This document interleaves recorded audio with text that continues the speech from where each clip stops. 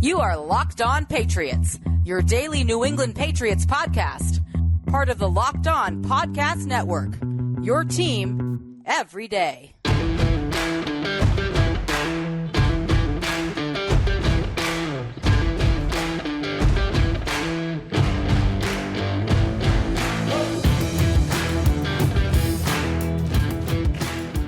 Hello to all of you Foxborough faithful, and thank you once again for making Locked On Patriots a daily part of your New England Patriots coverage and also your first listen every day. Remember, Locked On Patriots is a proud part of the Locked On Podcast Network, your team every day. Download, subscribe to, follow Locked On Patriots wherever you get podcasts to ensure that you get the latest episode as soon as it's available. I'm your host, Mike Debate. I cover your New England Patriots for Patriots Country of Sports Illustrated. Reach out to me and let me know what's on your mind on X at MDABATE NFL. While you're out there showing social media love to Locked On Patriots, please be sure to follow our account there as well at LO_Patriots. And today's episode brought to you by Gametime. Download the Gametime app, create an account, use the code LOCKEDONNFL for $20 off your first purchase. Last-minute tickets, lowest price, guaranteed. And Pats fans, it is a short turnaround for your New England Patriots this week as they will travel to the Steel City for a Thursday night matchup with the Pittsburgh Steelers, already shaping up to be an interesting one in terms of who will be playing and who won't be. And, of course, we're still not ready to completely leave the Patriots-Chargers behind. Our grades for that game in today, and, of course, if we're talking grades, who else but my Patriots Paisan and our Pats professor here on Locked On Patriots, columnist extraordinaire for PatsFans.com, as well as being the co-host of another amazing Patriots podcast, Patriots 4th and 2, alongside Derek Havens. He is my buddy, Steve Balestrieri. Thank you so much for joining me here today, Steve. Welcome back to the pod, buddy. Yeah, it's a little earlier this week. Usually we do it at the end of the week, but hey, things being what they are, we're ready to jump in and talk about the Chargers game, which probably most fans would rather forget, and the upcoming game against the Steelers. And as you said, I mean, this is shaping up to be an interesting one because now key players from both teams will be missing. Yeah, without question. And we'll start there, Steve, before we delve into the Steelers or even further into the debacle that we saw on Sunday at Gillette Stadium with the Patriots and the Chargers, the second home shutout of the year for the Pats. But obviously, this game's going to be remembered for the impact it has on Rhamondre Stevenson. Unfortunately, the MRI, the test done the last 24 to 48 hours, confirmed that it was indeed a high ankle sprain for Rhamondre Stevenson and that he is going to miss, quote unquote, a few weeks. Not putting a timetable, a definitive timetable on that, but with 5 games remaining on the schedule, Steve. And the fact that the Patriots are playing more for enhancing their draft position really than anything else at this point, I think Patriots Nation seems to be in full agreement that there really is no reason to rush Rhamondre back. But again, you take a level-headed approach and a reasonable approach to all of this, my friend. Is there an argument to be made for Rhamondre getting back on the field in 2023? If there is, I'm not seeing it right now. Not really. I mean, I wouldn't rush him back by any stretch of the imagination. And, if he's completely healthy, which really nobody is at this time of the year, but, if he's fully recovered from that and he wants to finish out the season on a high note, then by all means, I would let him play. But I wouldn't rush him back. The only reason I was looking forward to seeing him down the stretch is he still, as of Sunday, had a very realistic shot at reaching 1,000 yards this season again. Would have been back-to-back years for him. The way he had been progressing upward, he had to average 70 yards per week, which was, I think, doable for him. And he was definitely off to that great start, right? He had like 40 yards in the first quarter. And then on his last carry, he hurt his ankle. He fumbled the football. He lost a yard. But, that would be the only reason I would think to bring him back. And, now that seems to be out of the realm of possibility.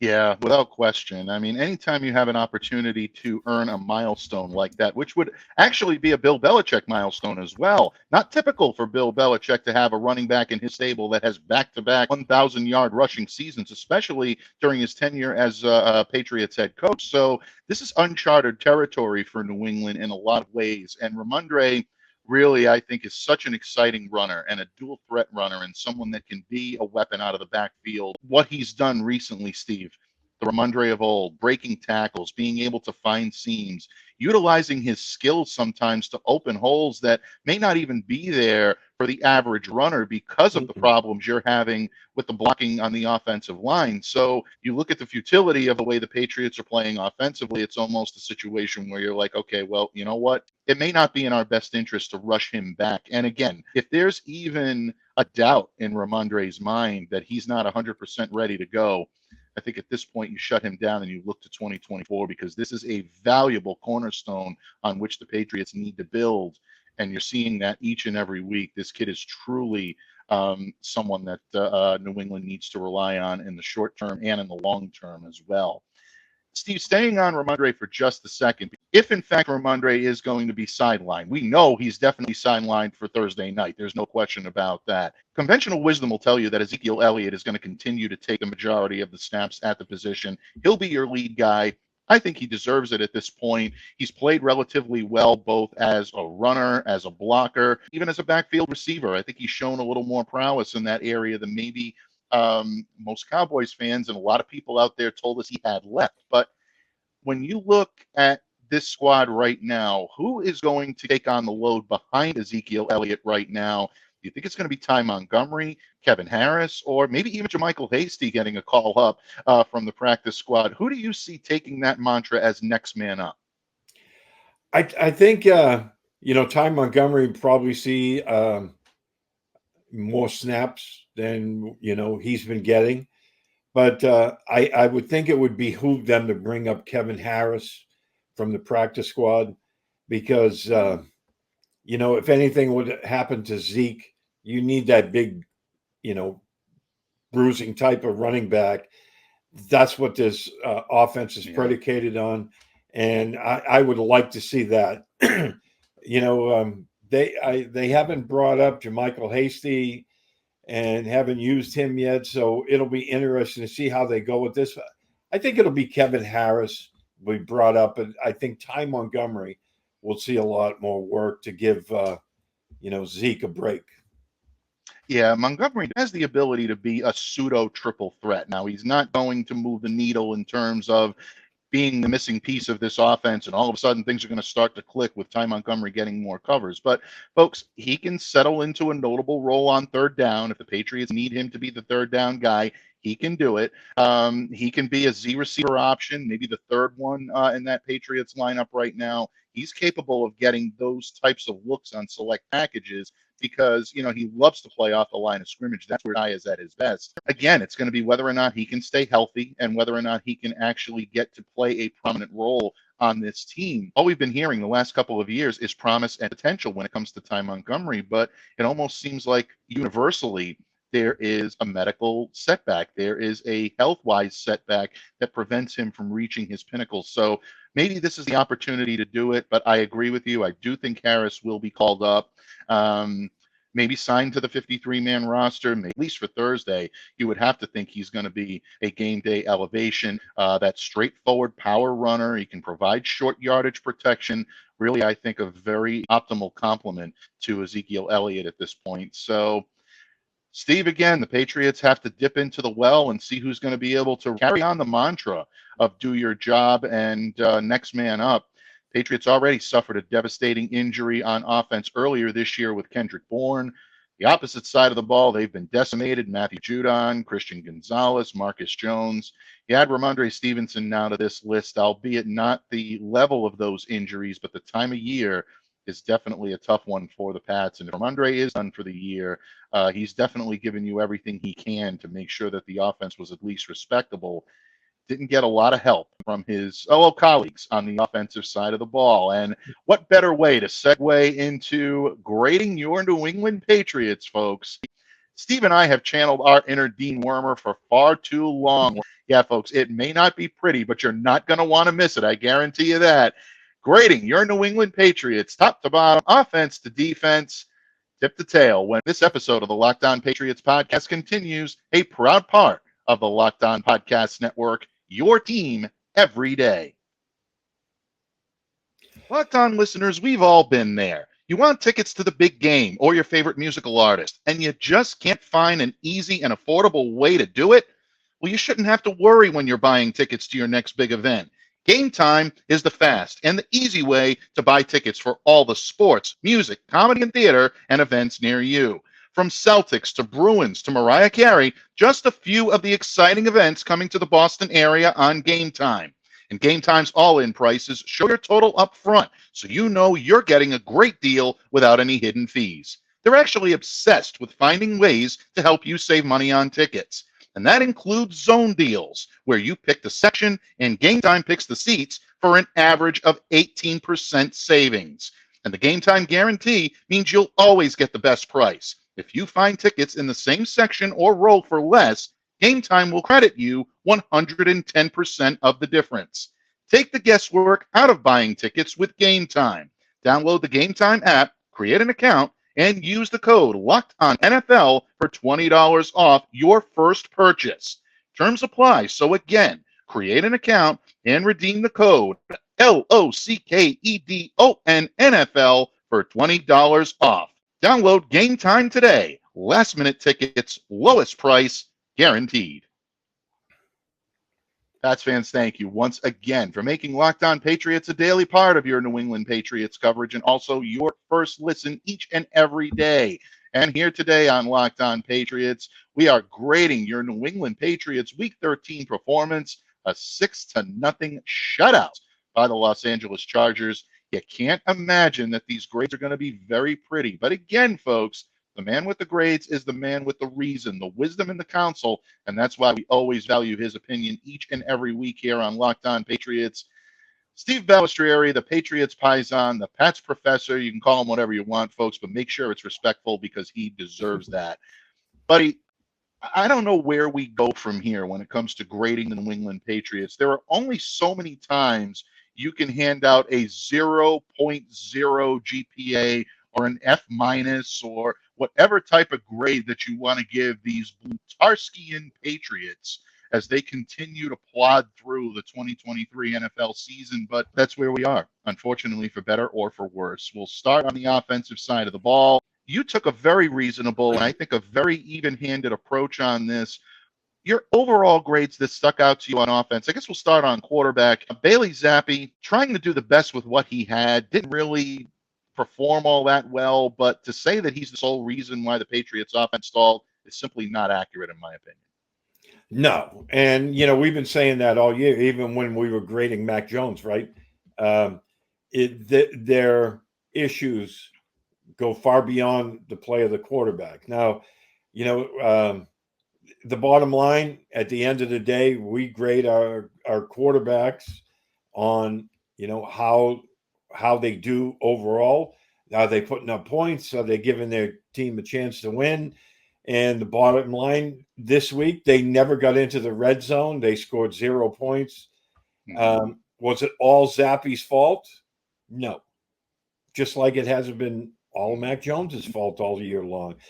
I wrote about if this team, if there was an injection of a clutch gene that you could inject into the offense, the Patriots need a double dose because at times, and I wrote, Zappi started off poorly. He was throwing behind guys. He missed this, a late throw, and the play calling was very conservative in the first half, which added to the Patriots' misery. But then, he wasn't helped by his receivers either.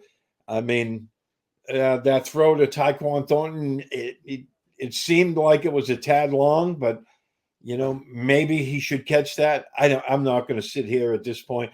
Again, the long pass to Devontae Parker, I thought Parker made a great play to haul in the football, and then, unfortunately, his left foot bounced out of bounds.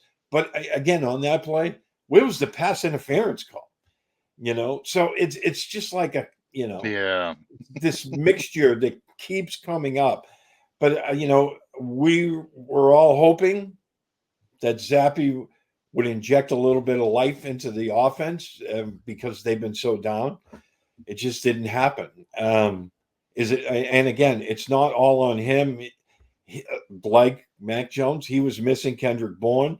He was also missing Demario Douglas, who I think have been the two best receivers this season. So, it's tough to put it all on him, but the bottom line, he didn't get the job done. There was plays to be had on the field once again, but I wrote. I'll add one more thing to it. I wrote that the defense must wake up every week, hearing Sonny and Cher, like Bill Murray did on Groundhog Day. Wash, rinse, and repeat. Right? It's like the same thing. Defense holds them, gives them a chance to win. The offense can't get it done. No, it's true. You're absolutely right. And look, bottom line, folks, you can talk about quarterback play and you can talk about futility from individual players. Yeah, there were plenty of players that would love to have that game back. Tyquan Thornton probably being the most obvious in terms of not being able to snag a single reception. Had the 39-yard run that really, I think, was the Patriots' offensive highlight of the day. But bottom line, when you can't capitalize on hauling in a pass that I believe he should have hauled in. I mean, I know a lot of people are getting on Zappe for that, but that was within his grasp. As a receiver, you have to be able to haul those passes in. I'll stand by that. Some people will argue against it, and I can understand where they're coming from, but in my opinion, that was a catchable pass. I'm glad that you mentioned Demario Douglas and even Kayshon Boutte, because let's not forget that Kayshon's big highlight from the preseason, that touchdown that he was able to get extra yards, came from the arm of Bailey Zappe. That was a good connection between the two of them. You have to wonder if that could have maybe been something that he could have utilized this week, whether or not these two guys had the type of connection that could have led to something better on the field than what we saw on Sunday. But he was definitely missing Demario, and yeah, you are missing that leadership from Kendrick Bourne. The tight ends were missing in action. Hunter Henry, 4 targets, caught only 2 of them for 15 yards. Neither Pharaoh Brown nor Mike Gesicki were targeted or obviously had a reception. Yeah, you can use Pharaoh as a blocker. He got quite a few snaps in that regard. Gesicki played 6 snaps on Sunday. That investment is not looking good when you have diminished your role in this offense to that point. And then you look at the offensive line, who unfortunately I thought did regress in this game. They've been looking a little bit better, but when you're responsible or hold some culpability for 4 out of the 5 sacks that were registered on Bailey Zappe, you know you're not providing the type of protection you need to make sure that this team is doing well. And Connor McDermott coming in, taking the 12-man on the field. It's just, again, self-inflicted wounds that the Patriots are nowhere near good enough to play through, let alone play beyond. It digs a hole that they just can't take themselves out of. And it's not a surprise when you see all these mistakes stacked together that this is a 2-10 football team. Yeah, absolutely. And, I look at the overall picture of the offensive line on Sunday. I mean, granted, I think a couple of times Zappe held the ball far too long, but they just didn't hold up well. I mean, I know Trent Brown is hobbling, and, the speed rush to the outside, it didn't look pretty, where he wasn't able to hold up. Leo Mack, on the right side gave Michael Onwenu a real hard day. So, that in itself wasn't good. And then, honestly, if you look at the box score, it's kind of misleading because it says the Patriots rushed for 148 yards. And you think, okay, well, they did a great job run blocking. But as you mentioned earlier, 39 of them came on the run from Tyquan Thornton, and you add up the rest, and they're averaging only 3.5 yards a carry. And you talked about the wide receivers and the tight ends. I mean, they're facing what was the worst pass defense in the NFL. They were, allowing an average of 280 yards a game through the air. Patriots are only able to go 140, which is half of that. It's just, it wasn't pretty. It wasn't pretty all the way around. It certainly was not pretty, and the grades bear that out for your New England Patriots offense, folks. They're more than a little below par, Mr. Hoover. They stink. And the New England Patriots, unfortunately, now with the loss that they're going to incur of Rhamondre Stevenson, don't look like things are going to get much better, folks, against a Steelers defense that has been known to cause problems for opposing offenses this year. Steve, we're going to talk about those Steelers in just a minute, but it wouldn't be a full report card, folks, unless we gave some glowing grades, and those glowing grades definitely are deserving of this Patriots defense. They did all they could to keep the Patriots in this game on Sunday. You hold your opponent to 2 field goals, you should win that game 9.9 times out of 10. Pats did not do it, but that doesn't mean the defense didn't do its job. Steve is going to provide his grade point average on the defense as well as mine, and we're going to take a very early look at the Pittsburgh Steelers in anticipation of Thursday night's matchup. All this and more when this episode of the Locked On Patriots podcast wraps up right here on the Locked On Podcast Network, your team every day. Locked On listeners, I know we come to sports to escape from some of the crazy realities of real life, but can we talk for just a minute about preparing for real life? According to the FDA, pharmacies are running out of antibiotics like amoxicillin right in the middle of the worst flu season in over a decade. This is scary. I can't imagine a more helpless feeling than if one of my family members gets sick while a supply chain issue keeps them from getting life-saving medication they need. Thankfully, we'll be okay because of Jase Medical. The Jase case is a pack of 5 different antibiotics to treat a long list of bacterial illnesses, including UTIs, respiratory infections, sinusitis, skin infections, among others. This stuff could happen to any one of us. So visit Jase Medical and complete your physician encounter. It will be reviewed by a board-certified physician, and your medications will be dispensed by a licensed pharmacy at a fraction of the regular cost. It's never been more important to be prepared than today. Go to jasemedical.com and use the offer code LOCKEDON to get $20 off your order. Patriots fans, thank you once again for joining us here today on Locked On Patriots. Of course, folks, Steve Balestrieri joining me here today from PatsFans.com to lend his wisdom, his counsel, and his grade sheet to Locked On Patriots today for the Patriots' performance against the Chargers. Steve, we've already established the offense continue to fall to depths that we didn't know they could fall to. And now, with Rhamondre Stevenson out for the foreseeable future, it's not looking good for the Pats scoring unit. But I think we owe this defense a little love, and I think we owe them that love in terms of pretty good grades, especially for the front 7. When you hold a team that has Justin Herbert, Keenan Allen, and Austin Eckler, whether they've lost a step, whether they look like themselves or not, when you hold that team to 2 field goals, your defense has done its job and then some. Patriots did everything they could to keep this team in the game from a defensive standpoint on Sunday. I thought the defensive line and the linebackers were excellent in this game. Yes, defensive line and linebackers both rated an A for the day. And I don't think you can argue with that. I mean, I thought the D-line had a terrific game on Sunday. The Chargers were held to just 1.2 yards per carry. That's with Austin Eckler, 29 yards on 24 carries. Eckler ended up with 18 yards on 14 carries.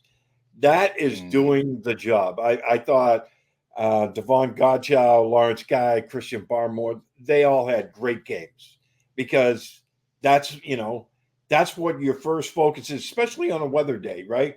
You think with bad weather, the opponent wants to run the football to, take away those weird things that can happen in a weather game, right? And I thought the Patriots answered the bell and then some. Dietrich Wise was missing this week. The rookie Keon White, he steps up, plays 87% of the snaps on defense, and he chips in with 4 tackles.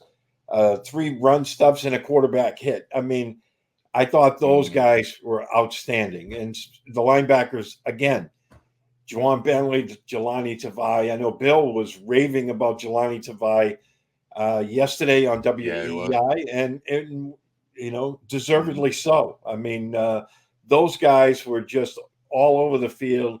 They were making plays, and your defensive line is doing its job because they're holding everything at the line of scrimmage, and then your linebackers are cleaning up.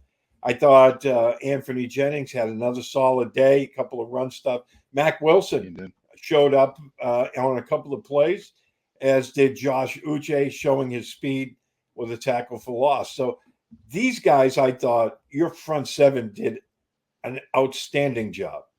I don't think there's any way you could break it down any other way. And you mentioned some of the guys that had big games like Jelani Tavai and Juwan Bentley leading the team with 8 tackles. When you have Josh Uche, Mac Wilson, Anthony Jennings showing up in the stat sheet and registering notable plays on the stat sheet, that's a real testament to how good your defensive line, especially your defensive front seven, really, because I want to include the linebackers in that as well. Keon White definitely getting a good look and showing what he can do. 3 run stuffs for Keon. So little something there to bite onto in terms of him projecting as a 5-tech player. I do think he has the ability to do so. Maybe he hasn't seen the field as much as he needs to this year or given you enough of return on that second round investment, folks, but be very patient with Keon White. There is a player there that I think is lurking below the surface that you're going to see really, I think, blossom, maybe even before the end of the year, but definitely into 2024. This kid has it all, and he's got the intangibles to be a solid and fearsome defender for a number of years to come. And he's got that little bit of attitude that I think Patriots players and his teammates are going to love to have as well. So, yeah, I agree with the front seven being very good. Steve, before we take our leave of this subject, the cornerbacks and the safeties probably had a little bit of a rougher day than the front seven. I think the corners especially got bailed out by a couple of key drops that could have made this game a little tougher to grade on them. The Quentin Johnston drop obviously is the one that's going to stand out to everybody. But ultimately, I thought JC and Jonathan did a decent job in trying to contain what the Chargers had available. And another solid day for guys like Jabril Peppers, Kyle Duggar, and Jalen Mills, I thought, showed up for this game on Sunday. Yeah, and I totally agree with that. I wrote the same thing. I mean, the secondary I graded out as a B. It could have been a lot worse because the Chargers did have some drops. The Patriots had some misplays in there mixed in as well. But the bottom line, the end of the day, Justin Herbert threw for only 212 yards. He had a passer rating of 75.5, no touchdowns. So, I mean, you can't argue with the results. Yes, you can nitpick with some plays in there. But just like, the Patriots had plays that they missed, it goes with the territory. But, I thought, they had kind of a mixed bag. But Jonathan Jones, I thought, was outstanding. I mean, we all know he's been playing banged up. Keenan Allen, he held to 5 catches, 58 yards on 9 targets. I think, if you went into that game saying that, the Patriots coaches would take that all day long. Especially Jonathan Jones, and I'm glad that you mentioned him. Congratulations to Jonathan, who is the Patriots 2023 nominee for the Walter Payton Man of the Year award that will be awarded in February, right before the Super Bowl. Jonathan is truly one of the pillars of the community. The work that he does with equality in sports and his fight to eradicate hunger is something that is truly remarkable. So a tip of the cap to Jonathan Jones. Congratulations. Thank you for being an inspiration both on and off the field for Patriots fans, NFL fans, and really anyone in any walk of life. Very well deserved. We hope you can bring it home, but regardless, Pats Nation is definitely proud of you, Jonathan, for all the great work that you do. And Jonathan will be a key to try to shut down Mitch Trubisky and that Pittsburgh Steelers offense on Thursday. That's right, folks. Kenny Pickett suffering the injury. He will not go in this game. The Steelers are known. They're predicated on their defensive prowess. Their offense might be a little bit weakened now without Kenny Pickett under center, or at least taking snaps at quarterback. Steve, I know it's early, but it is a quick turnaround time. So as you turn your attention now to the Pittsburgh Steelers, what should Patriots fans be keeping their sharp eye on when it comes to this team and the Thursday night matchup they have on the horizon? Well, even without Kenny Pickett and with Mitch Trubisky in there, I think it comes down to Pickens, right?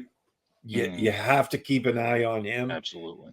Both offenses have struggled this year. Pittsburgh's offense hasn't struggled nearly as bad as the Patriots. But I think it comes down to Pickens. I think, it's going to be a tough matchup who's ever guarding him because he is a dynamic kind of receiver. So I'd be watching that. That Pittsburgh defense is always tough. They get after the quarterback, and the Patriots offensive line has their work cut out for them this week. Yeah, without any question. It is not going to be an easy matchup for that offensive line. And coming off of a game in which you saw a little bit of the same problems start to creep in again, you have to wonder whether or not this Patriots team is going to be able to stave off a very hungry Pittsburgh Steelers defense that can get after the quarterback. And they'll definitely do that in a hurry. And I'm glad that you mentioned Pickens because he is definitely someone to watch for. Folks, we're going to break this matchup down inward, outward, up, and down, any way you can imagine. And we're going to slice it up for you in the form of crossing the streams here on Locked On Patriots. As my good friend Christopher Carter, host of Locked On Steelers, joins me on these airwaves as we cross over the Steelers and the Patriots Thursday night football coming up for you. And Bud, what can I say? In the meantime, we thank you for lending your wisdom, your counsel to Locked On Patriots as you do each and every week here on the pod. Before I let you go, please let everyone know where they can find you, reach out to you, and what we can expect from the great pen, the great voice of Steve Balestrieri in the coming week. Thanks for having me. As always, my friend, you can find me on Twitter at SteveB7SFG. I write for PatsFans.com. My column this morning was the Patriots report card against the Chargers, which I'm sure a lot of people don't want to read the first half of it because that deals with the offense. But, we'll be looking, obviously, at the Steelers game upcoming. And, I think it's going to be a rough night for the offense, but we've seen stranger things happen in a short week. We have seen stranger things happen in a short week, folks. You know what? Just when you think you have this Patriots team figured out, they throw a little wrinkle into plans at times, and you have to wonder if maybe this Thursday night game on short rest could be just what they need to maybe turn the fortunes around. But again, most of you out there in Patriots Nation kind of liking the losses right now. You're embracing the losses because you want that top draft pick. And there's an argument to be made for that, Steve. I can't necessarily argue, but just remember, wins are a good thing too. And in that vein, we will be breaking down the Patriots Thursday night matchup with the Steelers here on Locked On Patriots on Crossover Thursday. But in the meantime, a tip of the cap and a nod to the gods to my good friend Steve Balestrieri for lending his wisdom, his counsel, his reason, and most importantly, his report card of the New England Patriots here on today's episode. And again, folks, we thank you for lending your time to Locked On Patriots and making us a daily part of your New England Patriots coverage. On behalf of my Patriots paisan Steve Balestrieri, I'm Mike Debate, reminding you to stay safe and to stay well and to be the change you wish to see in the world. Have a great day, everyone, and we'll see you back here again tomorrow on Locked On Patriots.